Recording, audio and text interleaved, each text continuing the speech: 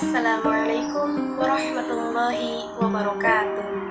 Alhamdulillahilladzi an'amana bini'matil iman wal islam wa nusalli wa nusallimu ala khairil anam sayyidina Muhammadin wa ala alihi wa sahbihi ajma'in. Amma ba'd. Sebagai umat beragama, rasanya tak ada yang lebih baik kita ucapkan dalam kesempatan ini selain puji syukur kehadirat Allah Subhanahu wa Ta'ala yang telah memberikan kenikmatan berupa sehat jasmani dan rohani kepada kita semua.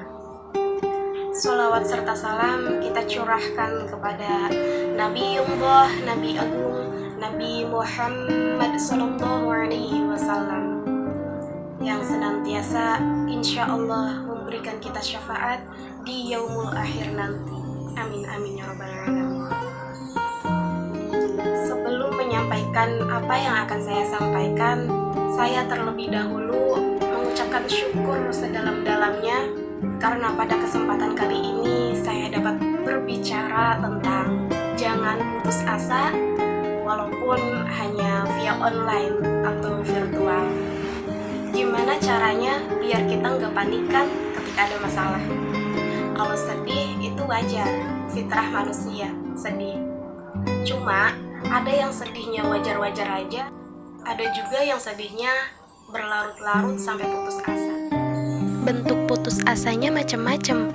Ada yang bunuh diri, loncat dari jembatan, ternyata nggak meninggal, gagal bunuh diri kan? Terus ada yang putus asanya melakukan perbuatan dosa. Udahlah, saya mencuri aja. Sudah nggak lagi mikirin hal-hal haram. Yang penting ngelakuin semuanya. Yang penting saya dapat semuanya. Yang penting saya milikin. Kemudian ada juga yang putus asanya dengan cara nggak mau lagi bertobat. Dia ngerasa, aduh, kayaknya saya nggak pernah nasuha nih tobatnya. Tobat, ngulang lagi. Tobat, ngulang lagi.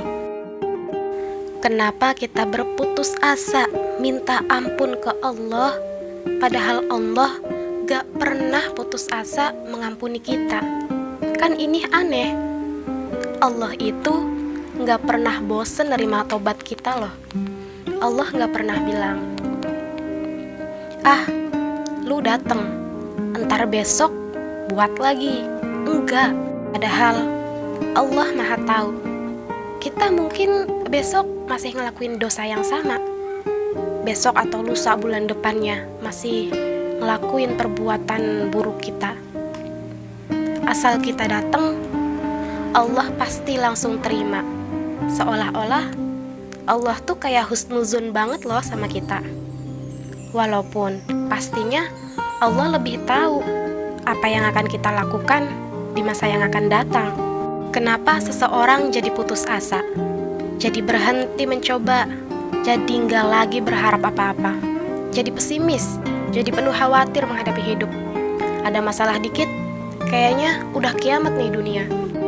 Perihal proposal skripsi aja yang belum di ACC dosen pembimbing, ketua jurusan, wah langsung tuh pikiran kita udah kemana-mana.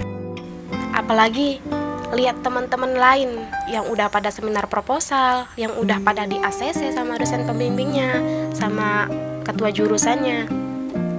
Kita jadi ngerasa tertinggal jauh. Belum juga proses ke tahap selanjutnya gitu loh. Tapi kita udah down dulu. Karena apa? Karena pikiran kita sendiri. Bisa nggak kita tetap bahagia seperti mereka, walaupun proses kita lebih lama dari mereka? Bisa. Setiap proses hidup yang kita lewati, selalu ada cinta Allah yang mengiringi. Gimana caranya ketika kita sujud, itu sama nyamannya dengan ketika kita main gadget? Bukankah kita selama ini pas sujud pengennya cepat-cepat bangun? Istri Nabi Siti Aisyah pernah sholat duha kurang lebih 4 jam. Itu cuma baca 1 ayat doang loh. Famanallahu alaina wa waqana 'adzabas samum. Kemudian lewat seorang sahabat ngelewatin rumah Aisyah, mau ke pasar. Oh, ternyata Aisyah lagi sholat. Akhirnya sahabat Nabi ini pergi ke pasar. Dia belanja segala macam. Kemudian balik lagi, lewat lagi rumah Aisyah. Setelah kurang lebih 2 jam, pas dia lewat lagi ke rumah Aisyah, dia masih mendengar Aisyah membaca kalimat Famanallahu alaina wa waqana 'adzabas samum. Jadi 1 rakaat dengan 1 ayat itu bisa sampai 2 jam sampai 3 jam yang dilakukan oleh para sahabat. Kenapa kok betah banget ya?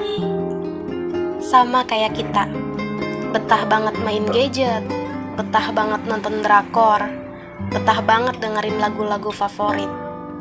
Terus diulang-ulang. Tuh lagu yang durasinya 3-5 menit, diulang 10 kali.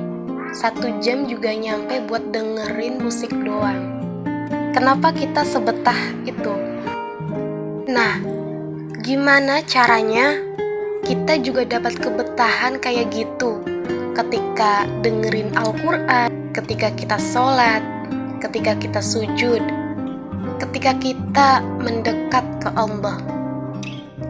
Self-reminder, Allah adalah sebaik-baiknya penolong dan sebaik-baiknya pelindung. Ingat Allah, kembali lagi ke Allah, dekati terus Allah. Bahkan di titik rapuh kita pun, cinta dan kasih sayang Allah adalah sumber kekuatan untuk kita bangkit kembali.